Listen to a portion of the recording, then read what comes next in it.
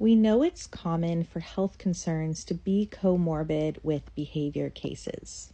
In fact, studies show that up to 80% of cases involving aggressive behavior have an underlying physical health component, most likely to be orthopedic or gastrointestinal. And it's important to understand that in most of these situations, it's not a direct link. For example, the dog has an ear infection, you touch their ear, they bite, you resolve the ear infection, the dog does not bite. In most cases, what we're talking about is that these underlying physical health conditions are creating a smaller window of tolerance, they're contributing to chronic stress, they're lowering resilience to stress, they're interfering with the dog's ability to self-regulate, they're lowering the threshold for aggressive behavior or other behavioral responses. Aggressive behavior tends to be the one that gets our attention. But unfortunately, this isn't as simple as just going to the vet and having a physical exam. Sometimes that's the case, but often we have to do deeper digging. And there are many reasons that this is often a longer process, but one of those reasons is that we need to gather data.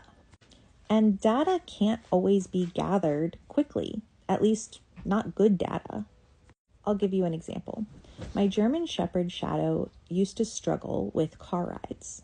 He would hop in the car willingly, but once in the car would whine, often the whole time, potentially for hours. Sometimes it was worse than others. Sometimes he could just lay quietly. We finally got around to trialing an anti-nausea medicine, and I was immediately kicking myself for not doing it sooner. Without any additional behavior modification, he's now quiet as a mouse on car rides. But it's taken several weeks of many car rides to figure out that when he takes the medication on an empty stomach, it kicks in really quickly. Even if I forgot to give it to him and give it to him 15 to 30 minutes before the car ride, if he takes it on an empty stomach, that will work. But if he takes it with his breakfast, 2 hours. And no less. He needs at least 2 hours. And you can see how if I had given the medication with his breakfast the first time we tried it out as instructed, which was 1 hour before the car ride was the instruction, I might think, oh, it didn't work. But what I would have actually been seeing is that he just needed longer for it to kick in when he took it with a full tummy. Pain medication can be the same way.